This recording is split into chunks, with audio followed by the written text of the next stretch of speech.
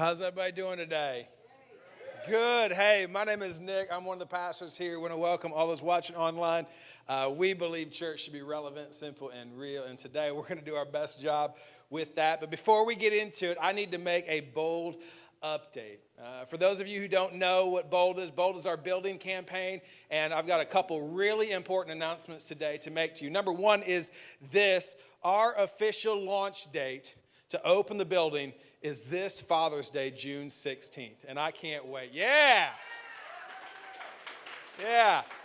First service didn't clap, and I don't like them anymore. We may cancel first service, actually. I don't know. I'm so mad right now. I'm like, forget you all, The second thing is this. With that said, you should have, if we've got your mailing address, you should have got a letter. I know some of the people we mailed it out to didn't get it yet. If you didn't get it yet, it may still be in the mail. Your mailman may have stolen it. I don't know why, but he may have.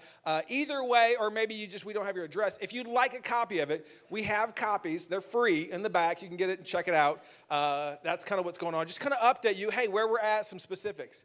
On the back of this, if you just want to be nosy and just kind of find out, we actually have a scale picture of the building and some things that we're spending money on. We want to be transparent about where money goes and what we believe is every dollar matters. That every single dollar, it's so easy, and I think sometimes, man, we just can feel down like, hey, what does my $10 do? What does my $100 do? What does my $1,000 do in the big scheme of things? It's this big project. It matters. And so we are so excited about opening this building, but I want to let you know as we get ready to kind of start to wrap this up, we got about 4 or 5 months left. We will go, and we have from day one, we will go at the speed that you allow us. Financially, relationally, spiritually, with serving opportunities. We always go at the speed that you allow us, and you're an amazing church. And so as we wrap this bold update up, I want you to know one thing. Thank you. Thank you for making this possible. Thank you that we have this exciting future. Thank you that we get to open on Father's Day. I am pumped. And so if you'd like to help continue us, you can check that letter out. You can look at the back. You can give online, whatever you want to do. But really, every single dollar helps us get so many different things, from baby wipes to chairs to sound systems to so many other things. So anyway, I'm excited. I hope you are too. It's going to be awesome. With that said, so hey, I'm going to pray, and then I'm going to preach maybe the most uncomfortable sermon I've ever preached in my life. So, you ready? Yeah. All right, let's go. Hey, God, thank you so much for this opportunity today. I just pray. I really do. I just ask that you would speak through me, that you would give me the clarity, the words, the message that needs to be preached for this unique crowd, for these people in this room right now, not generically, but specifically, Lord. Work in our hearts, work in our minds, work in our souls. And move in us. We love you. We thank you so much. Amen. Well, today I am preaching a sermon. I normally don't tell you the title, but I want today. I'm preaching a sermon called Porn and the Pineapple. And really, don't laugh at that. No, anyway, you can laugh. No, I want to talk about porn and the pineapple, and it's not some weird kinky thing, okay? So let's just be really clear, all right? Don't go there. But I want to talk about that, but to do this with integrity, to do this the way that I really, because again, we talk about relevant, simple, real, and I don't think I did this well in the first service. I've got to say some stuff that really makes me uncomfortable. And so you got to know, like, it's a boundary thing if it's making me uncomfortable, okay? So to do that, every time that I feel like I'm going to get a little uncomfortable, or I might make you uncomfortable, she can go ahead and take these sunglasses and put them right on down. That way you can't be like, I think Nick's looking right at me. You can't see my eyes, okay? I am looking right at you, but you have no clue who you are. So anyway, I'm going to do that, and at the end of the day, hopefully we can have a conversation that I believe is incredibly relevant. Because when it comes to pineapples, maybe you didn't know this, maybe you did. At one point in time, people didn't know what pineapples were. In the early or the late 15th century, Columbus sailed the ocean blue in 14. Yeah, y'all are smarter than me. I missed that first service. Anyway, so he did this, and in some of the expeditions, they brought back to that empire, into Europe, a pineapple. It's the first time that they had ever seen a pineapple, and I guess they're kind of commonplace to us, but if you think about it for a second, it is a really, really odd, unique, weird-shaped fruit. It has the exterior hard and prickly and pointy like a pine cone, but the interior that's sweet and wonderful and delicious like an apple. And so they said, listen, we're going to call it a pineapple. Pineapples became incredibly famous in the empire during this time period. They were the end all be all. If you've ever wondered, if you've ever been over to Europe or if you ever looked at some structural things and you see a pineapple in the middle of the architecture, they actually put them in everything. Pineapples became a sign of status and wealth. They put them in their architecture, they put them in their paintings, they put them everywhere. Pineapples became incredibly rare, incredibly unique, and incredibly special. Matter of fact, these were such a big deal, you really could never afford to eat a pineapple. Modern day equivalent to what a pineapple would be back then is about $8,000. That's an expensive lunch. Makes Ruth's Chris look cheap, doesn't it, okay? So you'd never eat a pineapple. No, what you would do is you could actually, in that time period, you could rent a pineapple and you would get a dish and you'd put it right in the middle and it would be this centerpiece kind of a deal.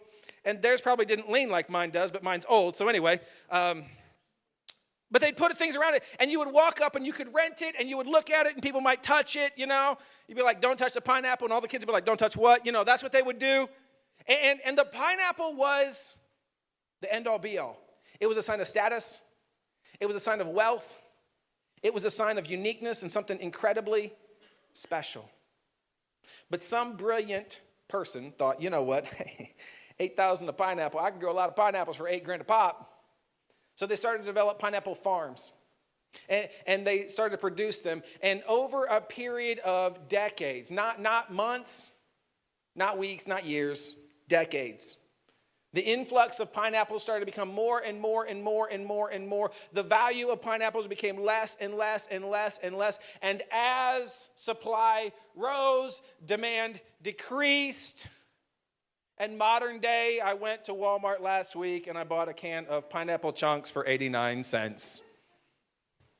See, the problem isn't the pineapple. The problem isn't the demand of the pineapple. The problem is when supply goes up and you consistently give something away over and over and over and over again, and it becomes free and it becomes everywhere and it becomes available to anybody at any point in time and on demand, all of a sudden the value of the thing that was once highly valued becomes almost irrelevant. And we're in the middle of this series called Love, Sex, and Dating, and we've been talking about this, and where I want to go today is I want to talk about porn, and I want to talk about, this kind of culture that we live in right now, because what's happened is this. We have turned what was once in our culture sacred, unique, special. Our sexuality was something at some point in time to be protected, to be embraced, to own and to keep for only one person. It has gone from this to chunks, things that people just consume in us and for us and on us, on demand, whenever we want. And as that has gone up, as we have swiped right, as we talked about last week, as we have embraced a culture of sexuality that is free love and two consenting adults, and it doesn't matter, and what's the big deal? All of a sudden, what used to be special and unique and have incredible value has become average and mundane. It's become normal. And the problem is this, and this is really where I want to go, and this is where I'm going to push some of you today. It's really where I want to challenge some of you, because this applies to everybody. You might be sitting there thinking, this has nothing to do with me. I promise you it does, wherever you're at.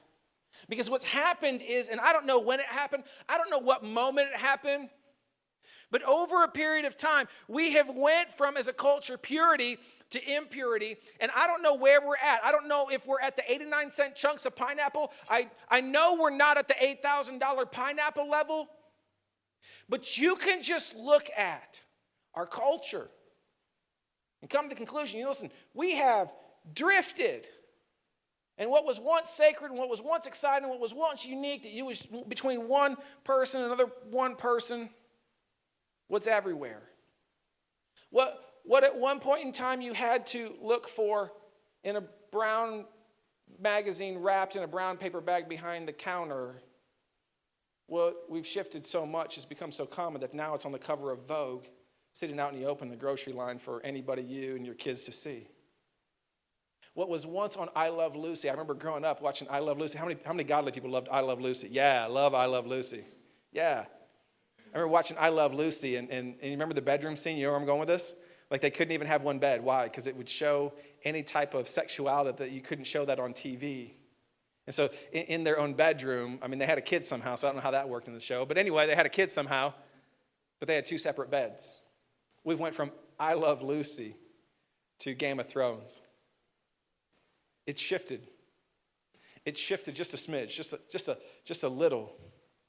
What at one point in time you had to go look for and purchase, with the advent of the phone, has become on demand and instant. And there is a problem. And all I want to do today is this. I don't want to draw any lines. I'm not going to sit back and go, hey, here's the line. Don't do this. Don't go there. Listen, it's not about drawing lines. It's about connecting dots. Because my fear is we have drifted. And for many of us, we're not even aware of it. Because what I have discovered and what I want you to walk out of here today with this is just one statement. That purity paves the way for intimacy. That nothing else does. That at the end of the day, every single person on some level, you want to have an intimate relationship with somebody else. And we talked last week that it's not sex, because sex is a symptom. How great your sex life is a symptom in so many different ways. And that the goal is intimacy with somebody else. And that includes sex, but it includes other things too. It includes conversations and relationships and communication. That you were designed, you were made to be intimate. Physically, emotionally, spiritually, relationally, conversationally with one other person, to have that unique relationship. But how we get there is by pursuing the pineapple, not the chunks. And so today, I want to unpack maybe kind of a few areas that we maybe messed up purity, that maybe you've never thought about, that maybe I'm going to challenge you a little bit with, that might be unintentionally messing up the purity in your life that's paving the way to intimacy. See, at the end of the day, here's the deal. We're going to put it up on the screen. What we are exposed to and what we expose others to has everything to do with our purity, where we're at on this scale. Number one, if you want to number them or whatever, but really, when you think about it, it's broken down to kind of three categories. But the first one is this: it's what we wear. And there's so many disconnects, and I don't want to spend enough time. We don't have enough time. I wish I did. But what we wear matters. What we wear matters. In fact, to God, it matters to God what you wear. Maybe you've never thought about this, but there's this book, Leviticus. It's in the Old Testament. Many people have never read that book. How many people just honestly, you've read through the whole book of Leviticus? 4. Yeah, that's what I thought. Yeah. Because you get into it, let's be honest, you get into it and you're like, there's like a slaughterhouse, okay? They're killing that sheep and that goat and that bull and that, like, I don't know what to do all this. It's kind of boring, irrelevant. You move on. In the middle of that, though, I believe Leviticus is an incredibly compelling book. Because God is speaking to a people who are coming out of a land, who are worshiping this one true God, and they're going into a new land, and they worship unique gods. They worship different gods. On Easter, we're gonna unpack that. I can't wait for Easter. But they're worshiping these gods of Molech and Asherah and Baal and all these different gods and all these different theories and theologies about what produces crops and where the rain comes from and the sun god and the moon god and all these different things. And we miss that when we read Leviticus, because we just read it like right now. But I want to read you a verse. It's Leviticus 19:19. God says this really weird, obscure, odd thing out of context. He says this: do not wear clothing woven of two kinds of material. So if you're here today and you've got a poly blend, you're a sinner. Sorry, you need to leave right now. Like, no, I'm just kidding. No, in this verse, if you look it up, he says 3 statements in a row that are really odd. He says, listen, make sure that you don't make 2 different types of animals together. Make sure that you don't blend 2 different types of seeds together. And make sure that you don't wear clothing woven of 2 types of material. You read that and you're like, what in the what? That's why I don't read the Bible right there, okay? I don't know what to do with that, okay? I'd have to throw out all of my wardrobe. This verse is incredibly important, though. I'll tell you why. Because the culture back then and there, they would do this thing where they had this theory that where the rains came from. And the rains were a product of fertility of the goddess. And the goddess's fertility was the product of sexual intercourse with the other gods. And they really believed, they had a theory that they believed that they could excite the gods to have sex in heaven, and it would produce a crop, and a rain that would produce a crop. And so all of their abundance, all of their money, all of their wealth was dependent upon these two gods having sex, intertwining. And so they really believed that if they could intertwine fabrics, if they could intertwine seeds, if they could intertwine animals that normally don't intertwine, that somehow the gods would be aroused and they would come together and have sex and the rains would come. So, God writes this. He says, listen, never let what you wear detract from who you worship. That's incredibly important, isn't it? I mean, not the polyblend aspect of that. Okay, this is a polyblend. Okay, we're good. Like, that's not what I'm talking about. But the premise that God's saying, listen, what you wear can detract from who you worship. That really, it's not about like, oh, I said my prayers this morning and I'm good to go. No. What you wear. And yet in our culture, we completely mess this up and we have so many disconnects. This is the part where I'm going to put my shades down really quickly here. Here we go. Because I'm going to say something that, man, it might offend some people, might push some people. I could spend an hour on the different type of clothing we wear. Guys and women who wear way too tight clothing. It's like, I don't know, who you're trying to impress, what you're trying to do, And then those same people get mad when they're objectified. Like, all men want is that. And I'm like, you might be catching what you're baiting. So anyway, just side note. But let me push you a little bit where I think probably, I don't want to say everybody, but I would say the majority of us struggle with when it comes to clothing. Let me point out maybe some disconnects in this area where we've left purity and we're over here and maybe we haven't even realized it and has to do with swimsuits. See, let me say something. If you feel comfortable in a bikini at a pool, wet, but not in your underwear at work, there's a disconnect there. Because you're exposing the same amount of skin. And I don't know the line.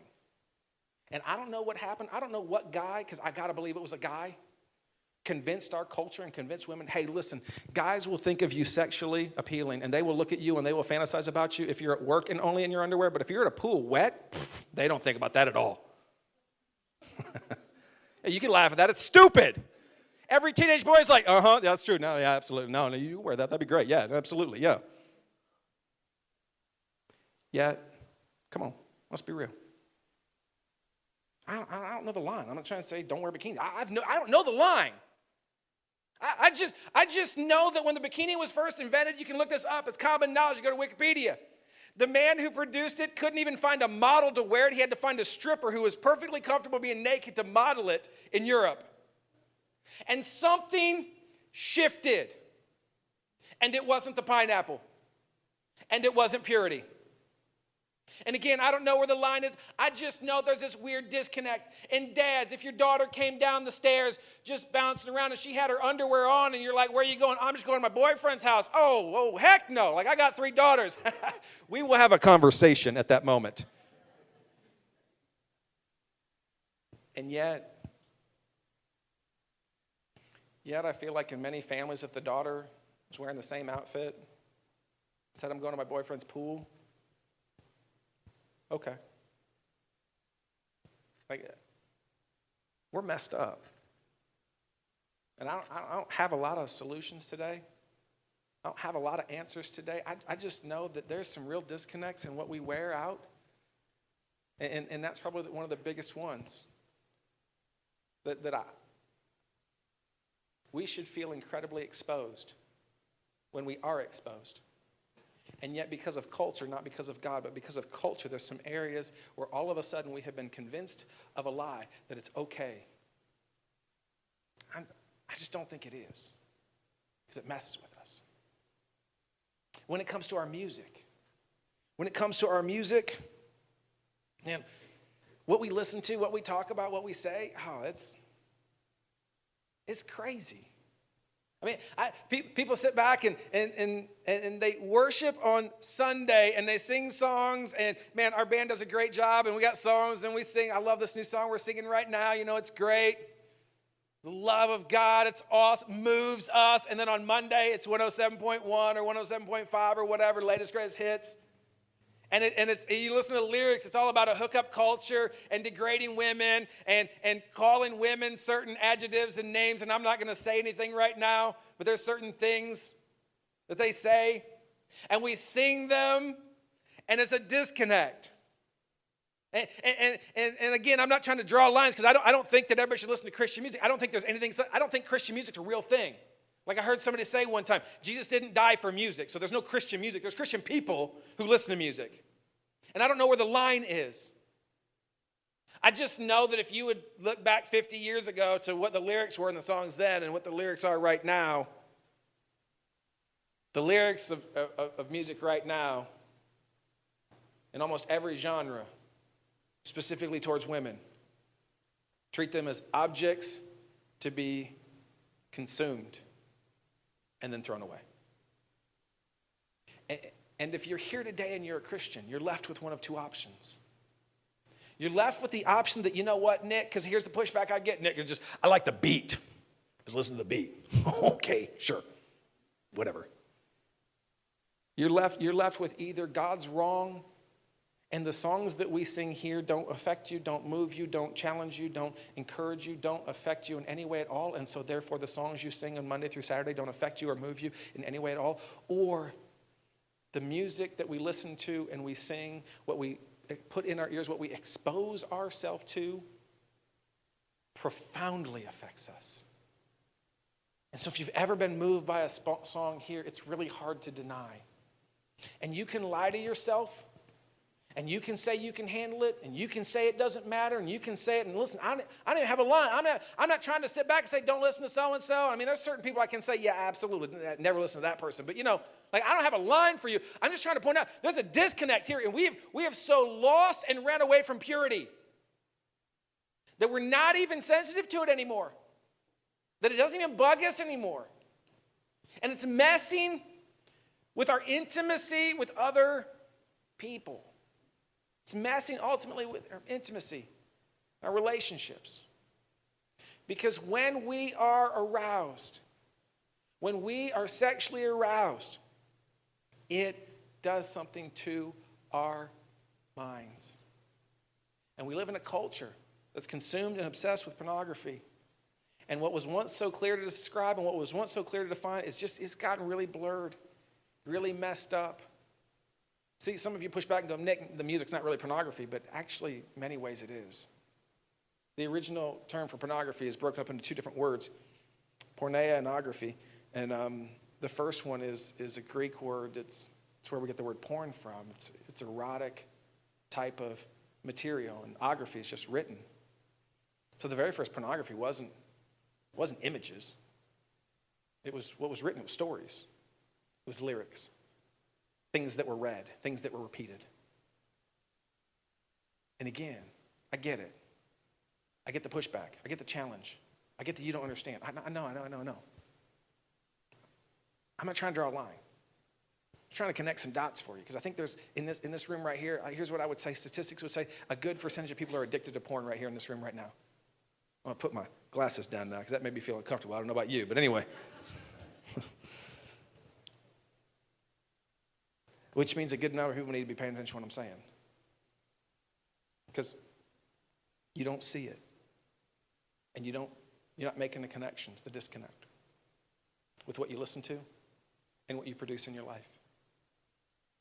The last one is just straight up porn. That's what we look at. It's the very clear ones as far as kind of just justifying it and seeing it and noticing it, but it's become so pervasive in our culture. Christian men and women will walk up to me and be like, hey, Nick, have you seen so-and-so? You need to check out this TV show. You need to check out, this show. You need to watch this movie, and it's just littered with just nudity and sex. It's crazy. You can go online and listen to the most popular TV shows in our culture, and we're supposed to be a Christian nation and, whole deal, but Game of Thrones. This past weekend, and I didn't check. I need to check it before third service. Actually, if somebody can check for me, that'd be great. But my assumption is this weekend, 50 Shades Freed will be the #1 movie. It's porn. It's mommy porn, but it's porn. Okay? Magic Mike. All these different things that we watch. Westworld. TV shows, cable shows. It's porn. It's us watching two people have a sexually intimate relationship. And there's disconnects with that. If you have to ask your kids to leave a room because of what you're watching, there's probably a disconnect there. If you would feel uncomfortable if you were sitting next to Jesus. You know what I'm saying? Like if there's a scene where you're like, oh, cover your eyes, Jesus, sorry. No, I'm not covering my, get your hand down, Jesus. I want to see this part, but you cover your, you don't want to,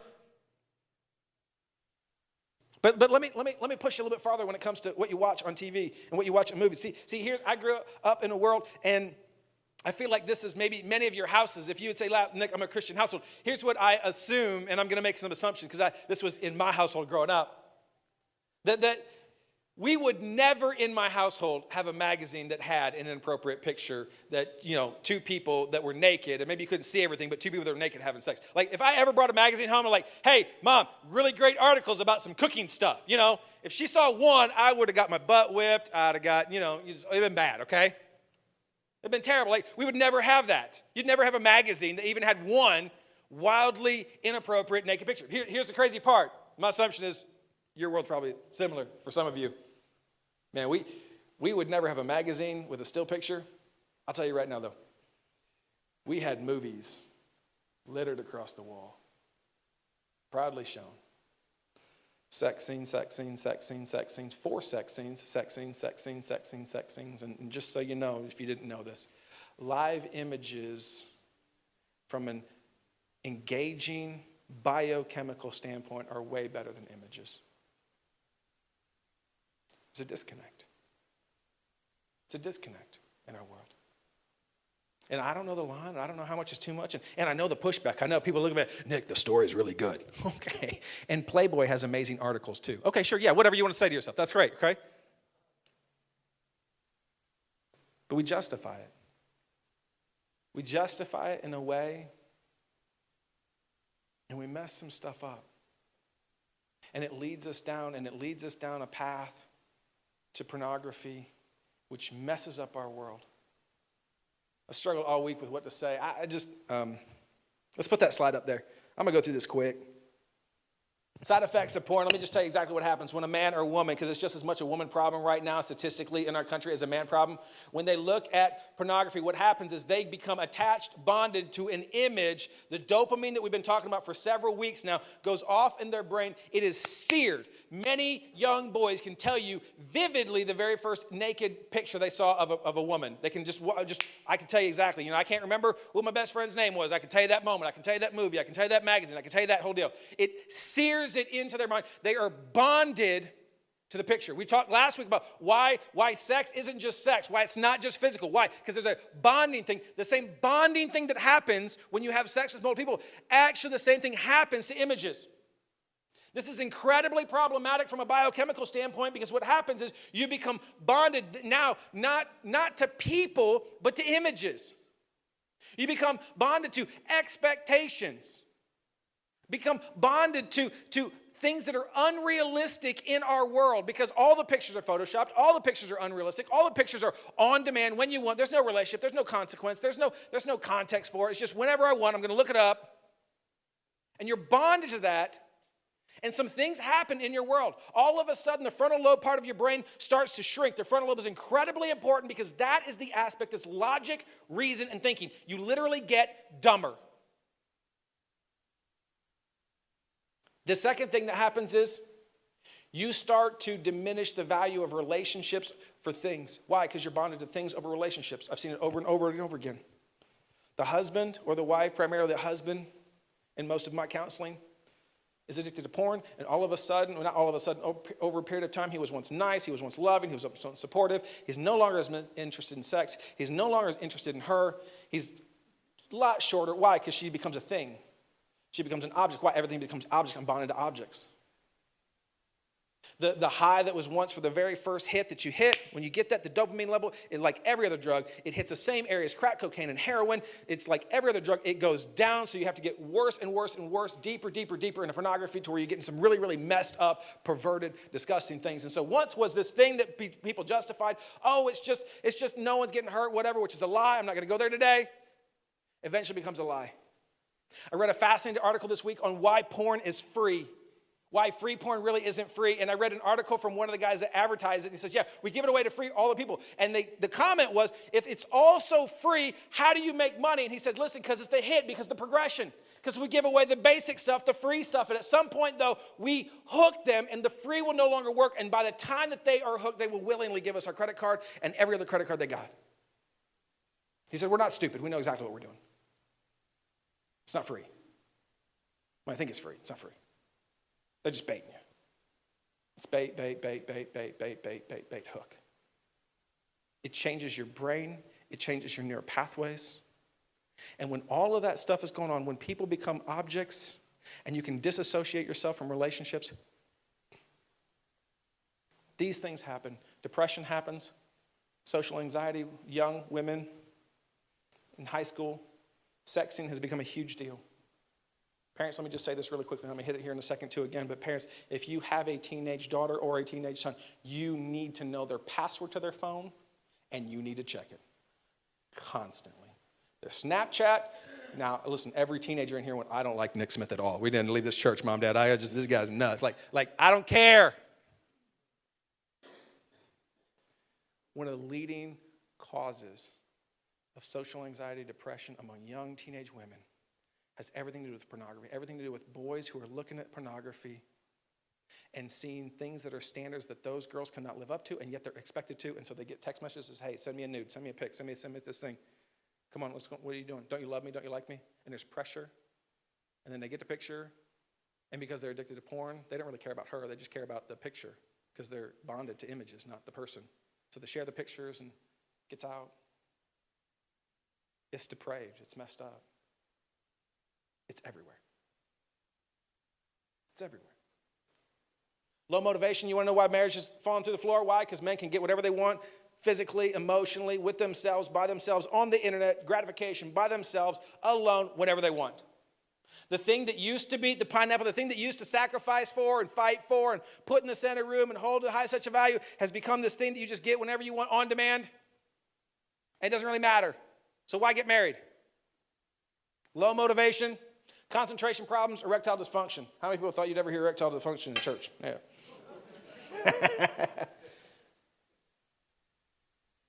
Men become so bonded to images that their wives or their spouses no longer do it for them.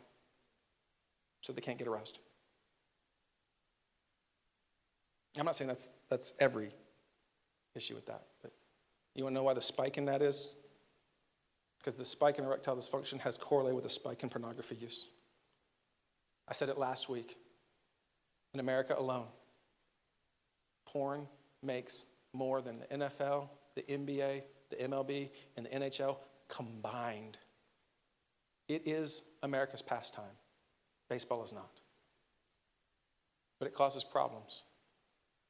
It causes deep-seated problems, and we've not even gotten into the really, really disturbing things, which I'm not going to get into today. Glasses didn't help as much. It's disturbed. And statistically, 1 in 2 people in this room right now have a problem with it. It's the reality. We don't say it. We don't talk about it. That's what all anonymous statistics would say. 50% of men, about 30% of women. And the biggest issues, especially for women and many men, they don't even see it as a problem. Because we're so disconnected. We just think 50 Shades Free is a great night, and I went there and I watched the movie and I got sexually aroused, and then I went home to my spouse and I played out something with my husband, and it was an amazing night, and it was awesome because you hit the dopamine center and it was great that night. The problem is, it wasn't pure, and it was a hit, and it was a great night. But the issue is now the next time you're going to need the same thing, but a little bit more and a little bit more and a little bit more and a little bit more. And eventually 5 years down the road, 10 years down the road, you will be 2 separate people, and he will be an object and you will be an object, and you will have no clue what happened. Because purity paves the way for intimacy, not impurity. So I want to wrap it up with this. I want to read a couple verses, all right? Romans chapter 1, let's go through this. Give me the last verse really quickly, okay? We're running out of time. Give me the last verse. Here's what it says. Paul's talking about this. He says, Romans 1, he says, listen, there's a worship issue. You've exchanged the immortal. And he says, listen, and exchanged the glory of the immortal God for images made to look like mortal human beings and birds and animals and reptiles. Porn gets really messed up, and Paul predicted many, many years ago. He says, listen, your porn addiction is a worship issue. Period. Your porn addiction is a worship issue. He says you exchange the worship of Jesus for images, doctored image, made to look like mortal human images. They're photoshopped. They're not quite real. They'll never live up to those standards. Or birds and animals and reptiles. And if you know anything about porn, it goes dark, deep, weird into animals and weird things. It's messed up. Paul, 1,000 years ago, predicted this. So let me tell you exactly where culture's going. Why? Because Rome was very, very similar to us right now. You want to know where culture's going? Just read history in Rome. It's fascinating. But Paul writes something in 1 Corinthians 6:18. He says this. I want to read this. I said this last week. Flee. Flee from sexual immorality. He does not say, nor does the Bible ever say, flee from sexual intercourse. The Bible never says don't have sex, ever. That's where the church has missed it. The church has said, listen, just don't cross this line right here, but you can go all the way up into here, okay? Because can we be really honest? There's a lot of stuff to do in between, hi, how you doing, and let's get it on, right? I mean, there's a lot of gray area right here. And the problem is the church says, listen, immorality, anything that is not pure, you need to find the line and turn and run. Run from it. Run as far away as you can. You don't play with it. You don't mess with it. You don't justify it. You don't say, I can handle it. It's fire. It will burn you. In a fireplace, it's amazing. Out of the fireplace, it burns the whole house down. A lot of you are holding matches. Out of the fireplace, away from it. Sitting back going, I wonder how long I can hold on until I get burned. So today I want to give you 3 practical next steps. Number 1 is this. I want you to pursue purity. Can we put the questions up? Here's some quick questions. Just evaluate your own life. This is not about lines. I'm not trying to say this show's bad. I don't know what it is for you. But if you're being honest with yourself, are the types of shows I watch on TV becoming more pure or less pure? 10 years ago, is it more pure what you watch now or less pure? Is there more sex and nudity in it or less sex and nudity? Are you growing in your pursuit of God and your pursuit of holiness? Are you walking away from Him justifying and saying, oh, everybody watches it. This is the #1 TV show and what's the big deal? What I talk about with my friends, what do you joke about? What I look at and think about as far as the opposite sex, oh, I know it's just in your mind. It's just, we didn't even go down that path today. But are you pursuing God in a healthy relationship? And when you see the person of the opposite sex, do you look at somebody and say, yeah, they have value. They're made in the image of God. They're beautiful and amazing. And I'm going to honor them and I'm going to help them and I'm going to challenge them. Or do you look at them and go, yeah, they're hot. Or they're not. And they're just an object to you. To either be used or thrown away. How I dress and why I dress, the way I dress the way I do. It's a big issue. The music you listen to, are they honoring to women in relationships? That's the first one. Everybody in here, I don't care where you are, you just ask some of those questions. And are you pursuing the pineapple? For the second one is this. If you're a parent, I want to beg you, engage your kid in this conversation. If they're 6th grade and up, I promise you they've been exposed to porn. Promise you. If you have teenage daughters, be engaged in the conversations about what they're texting and what they're talking about.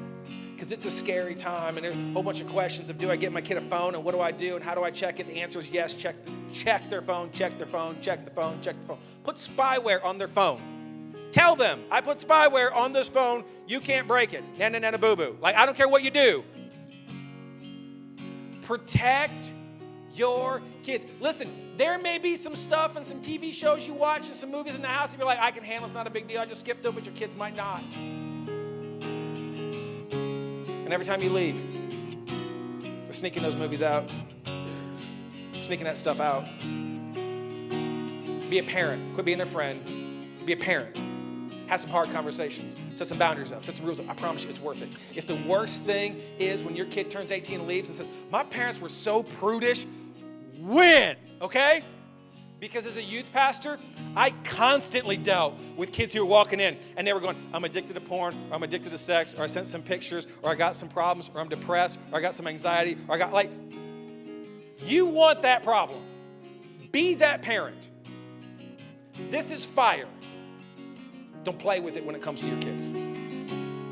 Engage it. Don't ignore it. Don't hope it goes away. And don't allow the school system and their friends to dictate what they know and don't know about this topic. The last one is this. If you're here today and you say, Nick, and don't raise your hand, but I'm addicted. I got a problem. You need to pursue the pineapple. You need to pursue purity, but you need more than that. Because I've really struggled with what to do and what the next step is and what to say. And what I realized is if it was a matter of praying more, you'd have already done it. If it was a matter of being serious and repentant, you'd have already done that too. If it was a matter of reading the Bible more, you'd have done that. If you're really addicted, you've tried about everything. Here's what I want to say. Here's what I want to challenge you to do. James says this. James says, listen, that forgiveness comes from confession to God. Healing comes from confession to others. And so if you're here today and you say, yeah, I'm addicted, or you know somebody who's addicted, you need to tell somebody today. You need to confess it today. Confess it to a friend. Confess it to somebody who knows that they love you and they care about you and they've been with you a while and you can trust them. But you need to confess it. You need to say, hey, I need you to pray for me. I need you to hold me accountable. I need you to call me or text me every week. Say, hey, how you doing, man? How you doing? Hey, what are you watching? What hashtags on Instagram are you following?